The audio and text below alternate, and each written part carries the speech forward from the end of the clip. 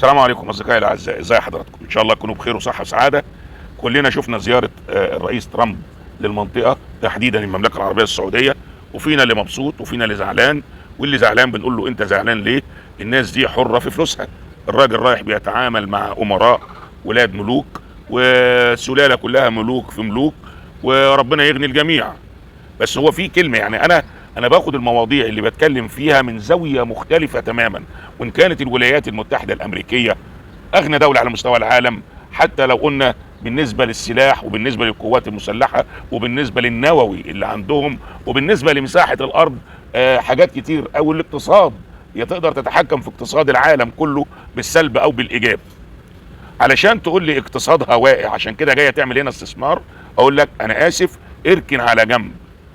يعني هي ليها مسميات تانية، يعني هتيجي بمزاجك ولا تيجي غصب عنك. مش قادرين نقول اتاوة في صورة استثمار، ولكن علشان اجي المنطقة والمملكة تقدم لي استثمارات بالمليارات، تتخطى ال1000 مليار دولار. تخيلوا كمية الفلوس، ربنا يغني الناس جميعا.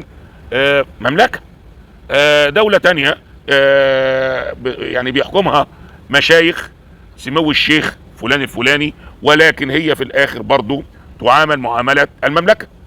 دولة تاني برضو امارة، ولكن تعامل معاملة المملكة.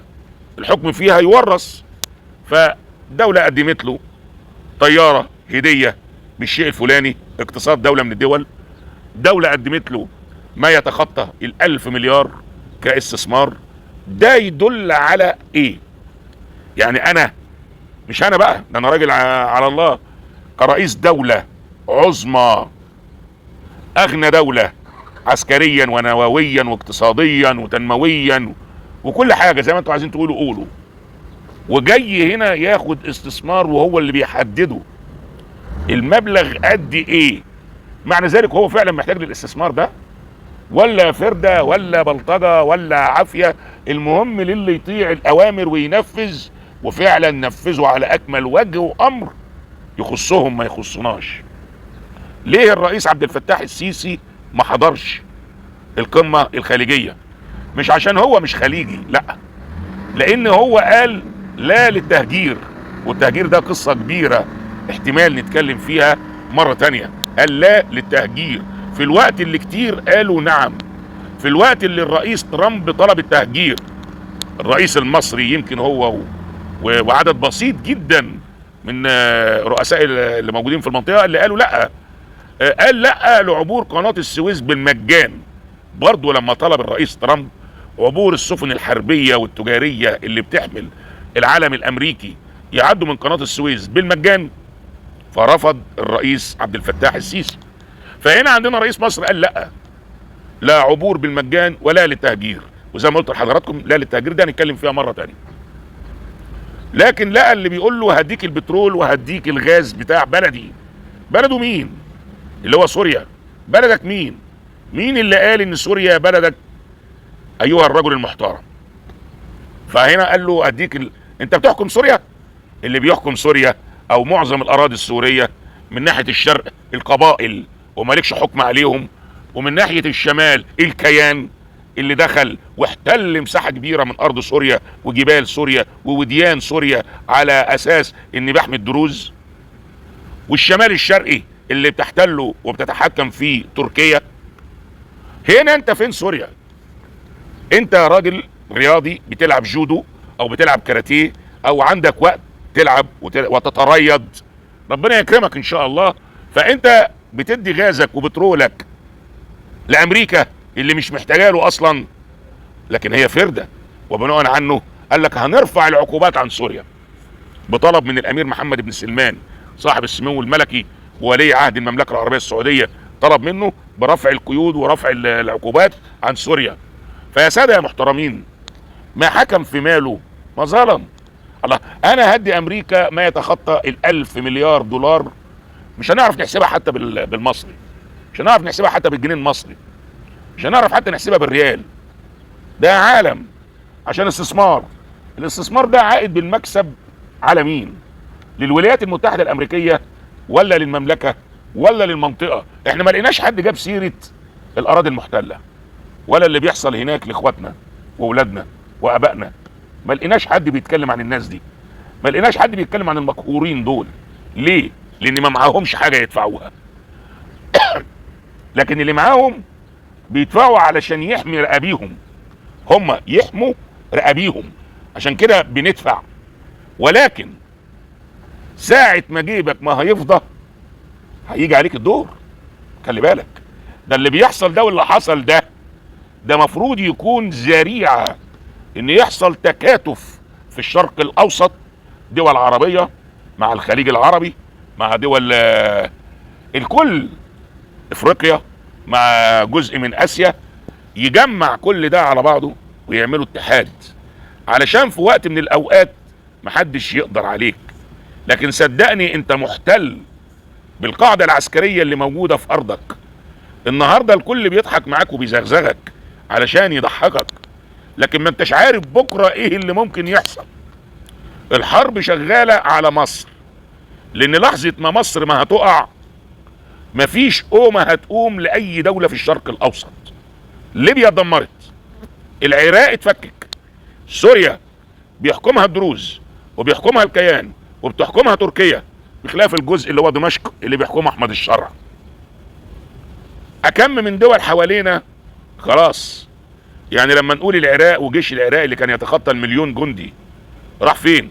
لأن صدام حسين وقع في المصيدة لما ادوا له الضوء الاخضر وقالوا له الكويت المحافظه ما اعرفش الكام للعراق ومن حقك، فدخل ضرب. فلما دخل ضرب انضرب لان وقعوه في المصيده. المصيده دي اللي كان ترامب في الفتره الاولانيه، الحكم الاولاني كان عاوز يوقع فيها الرئيس عبد الفتاح السيسي، لما قال لاثيوبيا خلي بالكم الرئيس عبد الفتاح السيسي صبره قرب ينفذ وممكن يضرب لكم السد. ده كان تسريح مباشر وامر مباشر لرئيس مصر لو هو مش مخضرم او ما عندوش خلفيه عسكريه مخابراتيه، كان يقدر يدخل تاني يوم ويضرب. ما هو تسريح من اقوى دوله على مستوى العالم. لكن الرئيس عبد الفتاح السيسي ايقن الامور كلها، ولغايه النهارده مفيش طلقه رصاص انضربت. كان ساعتها التجمع الاوروبي هيحصل فيه تحالف لضرب مصر، لان مصر ضربت دوله حره مستقله زي اثيوبيا بدون الرجوع للاجراءات الشرعيه، ممثله في مجلس الامن ومسجله في ممثله قصدي في جامعه الامم لكن مصر خاضت كل الطرق الشرعيه اللي بيها النهارده لو اتخذت اي خطوه هتحسب لها مش هتحسب عليها. ولكن لازم بنقيم الموقف. مين اللي ورا السد؟ مين؟ ما مش اثيوبيا اللي ورا السد، صدقوني اللي ورا السد دي ناس تانية وعالم تاني. فلازم تعمل حساب لكل خطوة علشان لما تتخذ الاجراءات المناسبة بتاعتك ما نزعلش. لا ده احنا نقدر نزعل. فيا سادة محترمين، اللي حصل امبارح وما زال يحدث في المملكة العربية السعودية، فهي اطنان من الدولارات، اطنان من الذهب، طيارة خاصة هدية للرئيس ترامب من قطر يقدر ثمنها باكتر من 3/4 مليار دولار هدية لرئيس مش محتاجها. عنده عربيات من الذهب. ترامب من اغنى اغنياء العالم، عنده برج. يعني هو اساسا مش محتاج السلطة، مش محتاج الرئاسة، ولكن الرئاسة بتديله السلطة وبتديله القوة. لكن لو هنتكلم على الفلوس هو مش محتاج اي حاجة. ده راجل ملياردير بطريقة مهولة. راجل شغله عقارات، يقدر يقيم حتة الارض اللي في البلد الفلانية لما نطلع الشعب منها هنقدر نستثمرها في ايه وتدخل لنا ايه ونقوى ونغير شكل المنطقة. يقدر يتنبأ لك بكل ده وينفذه. فجاياله طيارة هدية، جاياله فوق 1000 مليار دولار استثمارات.